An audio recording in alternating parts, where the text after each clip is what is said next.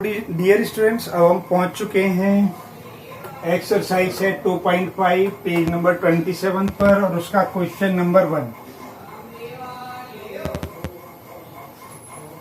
ठीक है, question number 1। यदि आपने एग्जाम्पल नंबर 11 को अच्छे से समझा है तो आप इसे आसानी से सॉल्व कर सकते हैं। बाहर रोड है, हॉकर्स वगैरह गाड़ी वगैरह निकलती है, थोड़ा वाइड कीजिएगा जो बाहर की आवाज है उसे। तो क्वेश्चन है, a learning platform charges a fixed monthly fee and an additional cost per digital learning module assessed। A student observe that when she assessed 10 modules her bill was ₹400। when she assessed 14 modules her bill was ₹500। if the monthly bill y depends on the number of the modules assessed x according to the relation y equals to ax plus b, find the value of a and b। अगर आपने जो कुछ ठीक है यानी जो example किया है, अगर उस एग्जाम्पल को ध्यान में रखा होगा, अगर वो एग्जाम्पल अच्छे से समझा होगा तो आप इसे आसानी से समझ सकते हैं। बिल्कुल उसी तरीके का है ये हमारे पास में, बस जो उसकी डिटेल है थोड़ी सी वो बदल दी गई है। तो जो रिलेशन है हमारे पास में, रिलेशन क्या लिखा हुआ है, रिलेशन लिखा है y equals to ax plus b। तो यहाँ पर x इक्वल्स टू जो x है हमारे पास में वो है कितना, 10, यानी कि x1 10 है हमारे पास में, और जो y1 है हमारे पास में क्या हो जाएगा, y1 हो जाएगा इसका 400, और x2 कितना है हमारे पास में, x2 है 14 और y2 कितना होगा 500। अब हम क्या करते हैं, कंडीशन 1 लगाते हैं। कंडीशन 1 में क्या है हमारे पास में, y1 के लिए लेते हैं, ये होगा हमारे पास में a x1 प्लस b। तो y1 हमारे पास में कितना 400 और ये a है हमारे पास में, और x1 कितना 10, ये 10a प्लस b। इसे इक्वेशन 1 नाम दे दिया। अब आया हमारे पास में कंडीशन 2।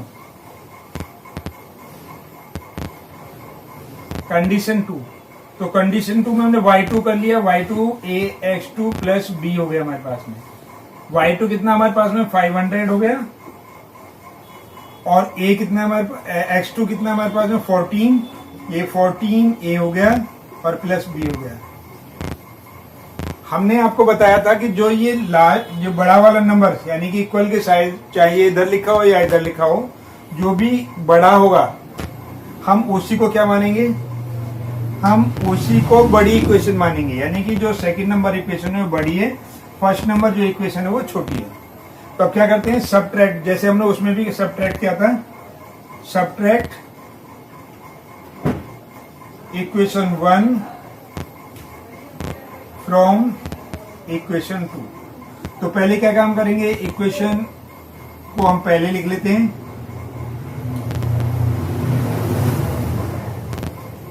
(14a प्लस b हो गया, 400 हो गया हमारे पास में, 10a प्लस b हो गया। सबट्रैक्ट करने के लिए हमने पहले बताया था, ये प्लस का साइन है हमारे पास में तो ये माइनस में हो जाएगा, ये भी प्लस का साइन है माइनस हो जाएगा, ये भी प्लस का है माइनस हो जाएगा, तो ये कैंसिल आउट हो गई। यहाँ कितना बचा हमारे पास में, ये 100 बचा, और यहाँ पर कितना बचा हमारे पास में 4a। अब इसको उठा करके हम यहाँ लिख रहे हैं, यानी कि 4a इक्वल्स टू कितना होगा, 100 हो गया, a इक्वल्स टू 100 अपॉन कितना हो गया 4 हो गया, तो a इक्वल्स टू कितना होगा 25। अब क्या करना है, a की वैल्यू प्लेस कर दो, चाहे तो 1 में चाहे 2 में, प्लेस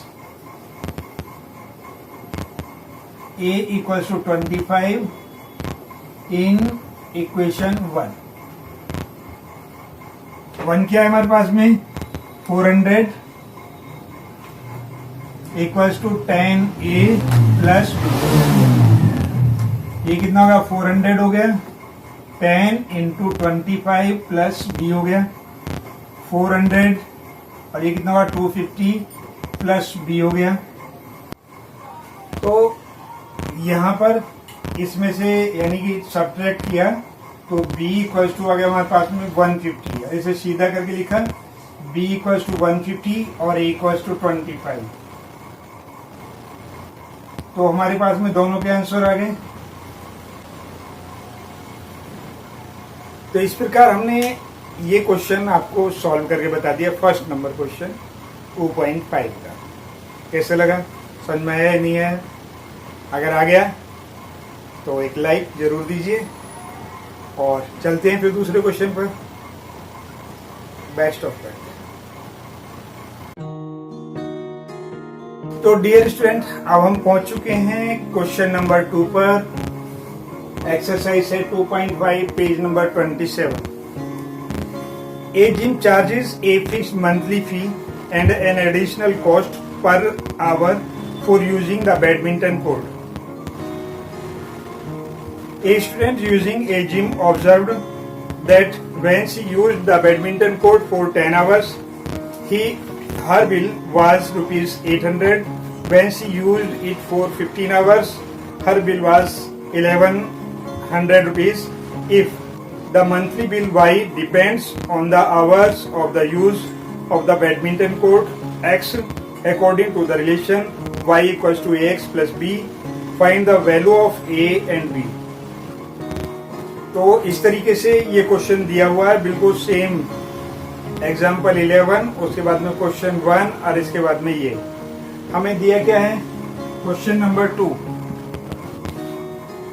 ये है क्वेश्चन नंबर 2 और रिलेशन क्या है हमारे पास में? रिलेशन है हमारे पास में y equals to AX plus B और कंडीशन 1। जब हम कंडीशन 1 ले रहे हैं तो हम लिखेंगे y1 इक्वल्स टू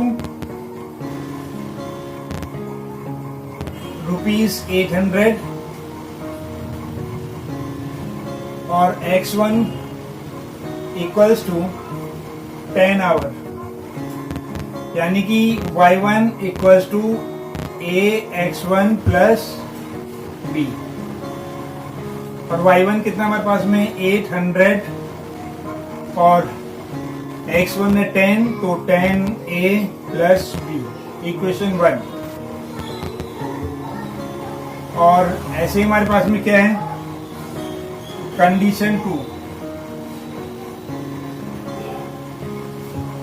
तो यहीं पर y2 कितना है हमारे पास में, y2 y2 हमारे पास में ₹1100 और x2 है हमारे पास में कितना 15।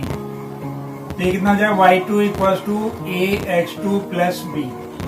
तो y2 कितना हो गया हमारे पास में 1100 हो गया और x2 कितना 15A और प्लस का B, equation 2।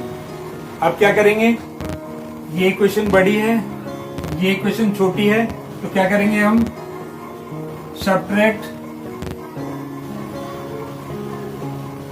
Equation 1 from equation 2। ये होगा हमारे पास में 1100 15A plus B 800 10A plus B। Subtract करेंगे प्लस की वैल्यू माइनस में, प्लस की वैल्यू माइनस में, प्लस की वैल्यू माइनस में, तो कितना होगा हमारे पास में 300 इक्वल्स टू 5A। तो 300 अपॉन 5 इक्वल्स टू A। तो A कितना होगा हमारे पास में, A वैल्यू होगी हमारे पास में कितनी 60। A कितनी आ गई हमारे पास में 60। यहां से इसे डिवाइड करेंगे, जो है 60। अब place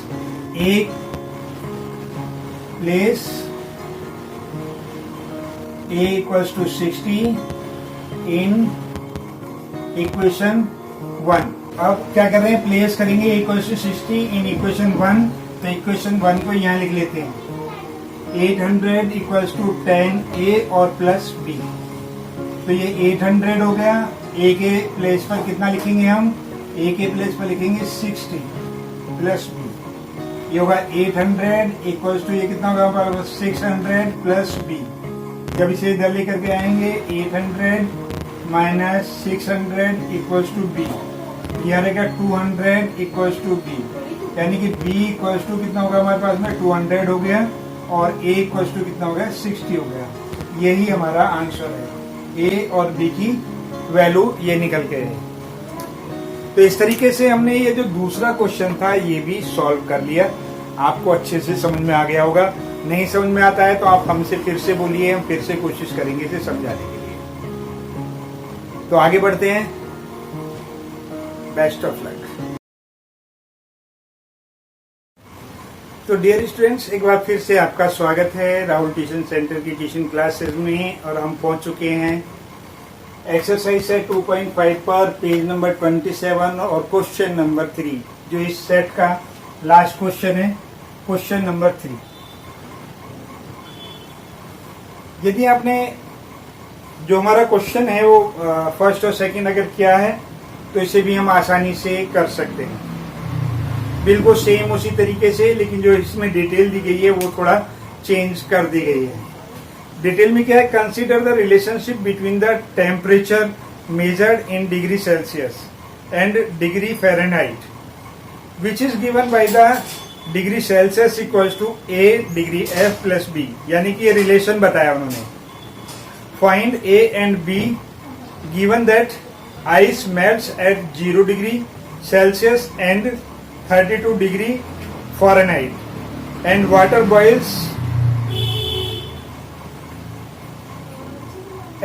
boils at 100 degree Celsius and 212 degree Fahrenheit. और साथ ही कह रहा है कि इसकी जो रिलेशनशिप है वो भी हमें फाइंड करनी है।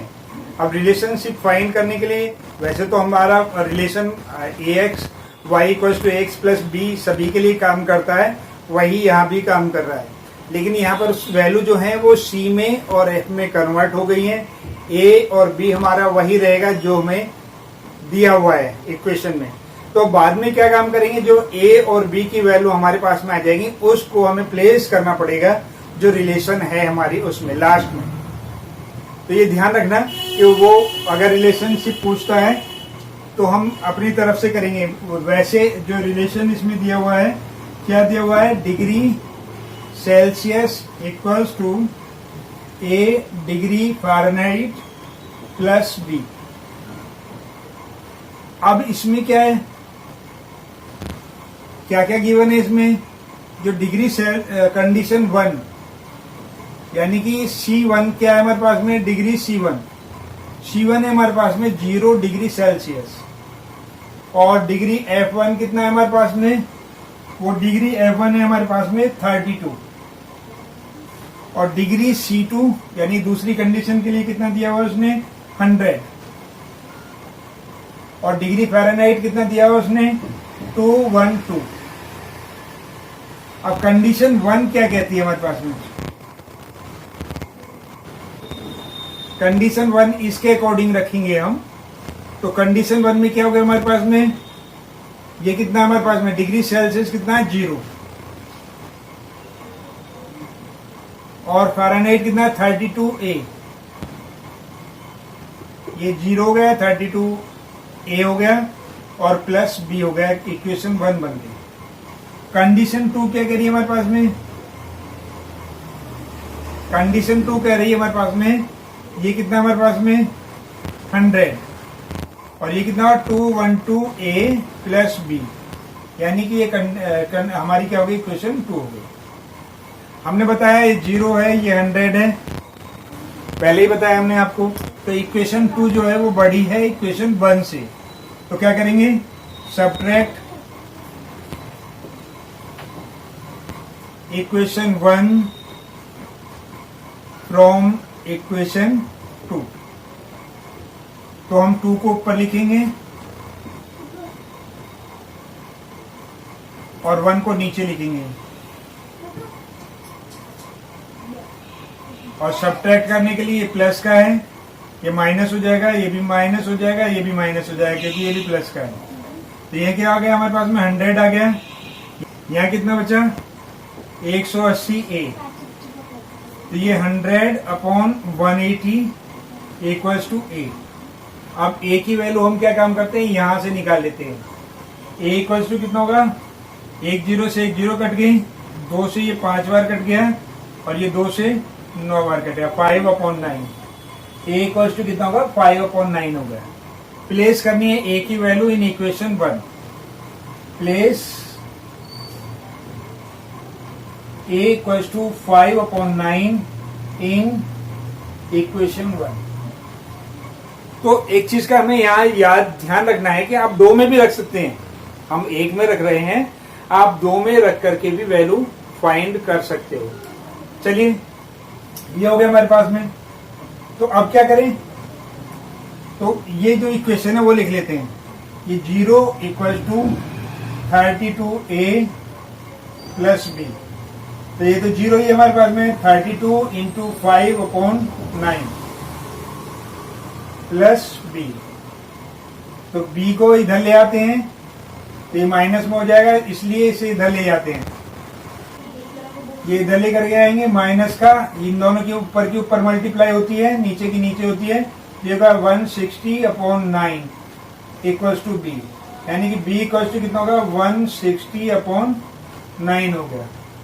ठीक है, और a इक्वल्स टू कितना होगा, 5/9 हो गया। अब हमें क्या काम करना है, ये वैल्यू इसके अंदर प्लेस कर देनी है।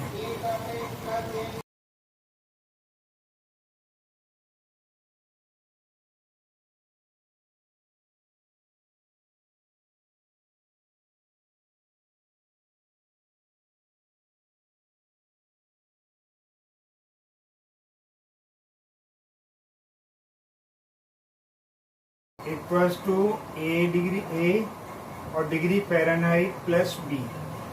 हमें मालूम है इसकी वैल्यू, ए की है 5/9 इंटू डिग्री फ़ारेनहाइट हो गया, और इसकी वैल्यू है 160/9। हमने क्या काम किया, 5/9 हमने यहाँ से 5/9 यहाँ से कॉमन ले लिया, तो यहाँ बच गया डिग्री फ़ारेनहाइट। ये डिग्री सेल्सियस चल ही रहा है हमारे इधर, और माइनस का ये हो जाएगा 32। तो यही हमारा रिलेशन निकल करके आया।